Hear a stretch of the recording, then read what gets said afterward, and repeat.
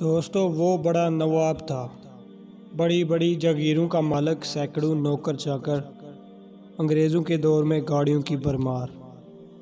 اللہ پاک نے اس کو ہر نعمت سے نواز رکھا تھا۔ نواب صاحب نے سمجھا کہ اب کوئی اللہ والا مل جائے تو دنیا کے ساتھ آخرت بھی ہاتھ میں آ جائے۔ پوچھتے پچھاتے ایک اللہ والے کا پتہ چلا اور نواب صاحب اس کی مجلس میں بیٹھنا شروع ہو گئے۔ اللہ والے نے بھی کچھ عرصے بعد نوٹ کر لیا، یہ بندہ آتا ہے مگر کوئی سوال نہیں کرتا، بس بیٹھ کر چلا جاتا ہے۔ انہوں نے اس سے پوچھا کہ بابا کیا لینے فقیر کی مجلس میں آتا ہے؟ بابا جی بس اللہ سے ملا دیں۔ نواب صاحب نے سوچا اور سمجھ کر جواب دیا۔ بابا جی نے جواب سنا تو چپ کر گئے۔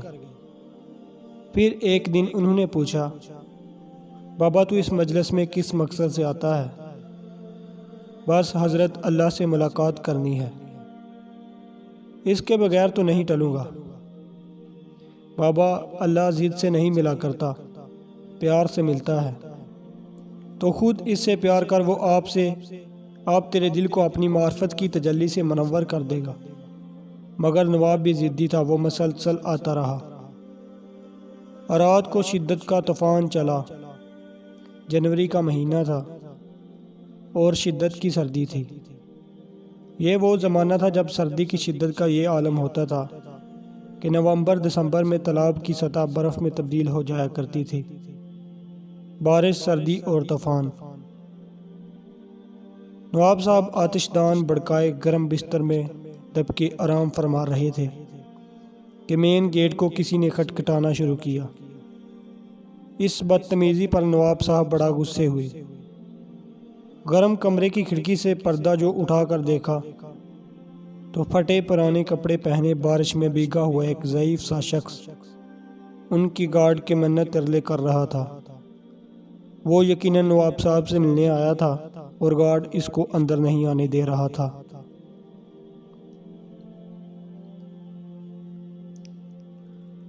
ایک ہی راستہ تھا کہ نواب صاحب اس فقیر کو طلب کر لیں یا گارڈ کو حکم دیں کہ وہ اسے اندر آنے دے۔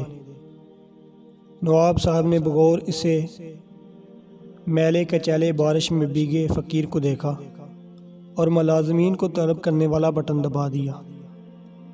محل نما حویلی میں بھگدڑ مچ گئی اور کئی ملازم بیک وقت نواب صاحب کی اقامت والے حصے کی طرف بھاگے۔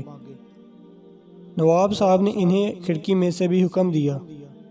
یہ حکم انہیں چیخ چیخ کر دینا پڑا کیونکہ طوفان کی شدت کی وجہ سے کان پڑی آواز سنائی نہیں دیتی تھی۔ تھوڑی دیر بعد انہوں نے یہ کچھ دیکھ کر اطمینان کا سانس لیا کہ بہت سارے ملازم اس فقیر کو لے کر دھکے اور ڈانٹتے ڈپٹتے حویلی سے دور لے جا رہے تھے۔ نواب صاحب نے آتش دان میں مزید کوئلے ڈالے اور ڈبل رضائی لے کے سو گئے۔ اگلے دن پھر وہ اللہ والے کی مجلس میں موجود تھے۔ بابا تو ہمارے پاس کیوں آ کر اپنا وقت ضائع کرتا ہے؟ اللہ والے نے پوچھا۔ بس حضرت اللہ سے ملاقات کرا دیں، پھر کبھی آپ کو تنگ نہیں کروں گا۔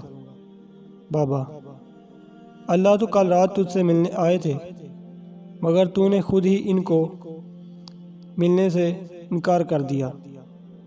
اللہ والے نے خشک لہجے میں جواب دیا، تو گھمنڈ کرتا ہے اور کچھ نہیں۔ تو سمجھتا ہے کہ اللہ بھی کوئی ایسی چیز ہے جس کو تو اپنے جاہ و جلال اور دولت کی ریل پیل کے زور پر ضد کر کے پا لے گا۔ تو نے وہ حدیث قدسی نہیں سنی جس میں اللہ پاک کہتا ہے کہ اے میرے بندے میں بھوکا تھا، تو نے مجھے کھلایا نہیں، اور بندہ کہے گا کہ اے اللہ تو خود سب کو کھلانے والا ہے، تجھے بھلا کوئی کیسے کھلا سکتا ہے؟ تو اللہ پاک فرمائے گا کہ میرا فلاں بندہ بھوکا تھا، تو نے اس کو کھانا نہیں کھلایا، اگر اس کو کھانا کھلاتا تو گویا مجھے کھانا کھلاتا۔ لہٰذا اللہ کھانے پینے اور سونے سے پاک ہے۔ اس کہانی کا سبق یہ ہے کہ اللہ کو اگر آپ ملنا چاہتے ہیں اور اللہ کی مہربانی اور رحم و کرم چاہتے ہیں تو اللہ کے بندوں پر اب مہربانی کرنا شروع کر دیں۔